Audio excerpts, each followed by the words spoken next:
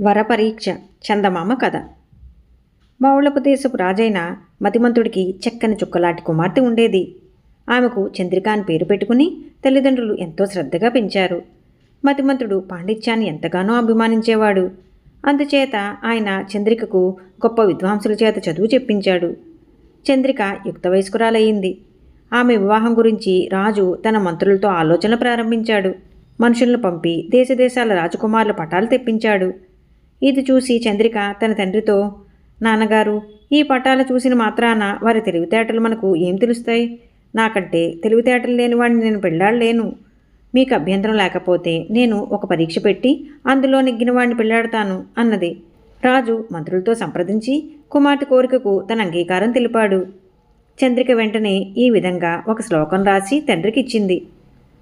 ప్రాత జ్యోతి ప్రసంగేన మధ్యాహ్నే స్త్రీ ప్రసంగతః రాత్రో చోర ప్రసంగేన కాలో గచ్చతి ధీమతాం.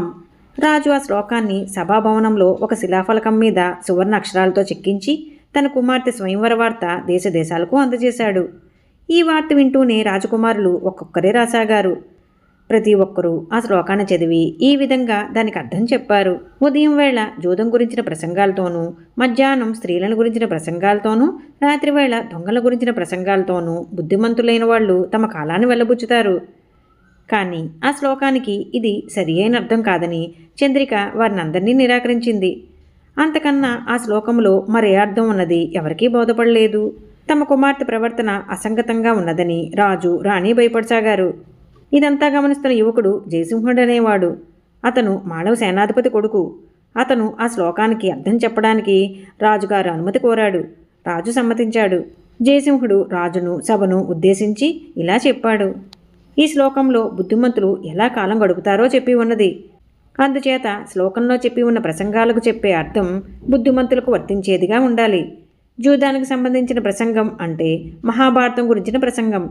మహాభారత కథ అంతా ఒక జూదం మీద ఆధారపడి ఉన్నది. అలాగే రామాయణం స్త్రీల మీద ఆధారపడినది.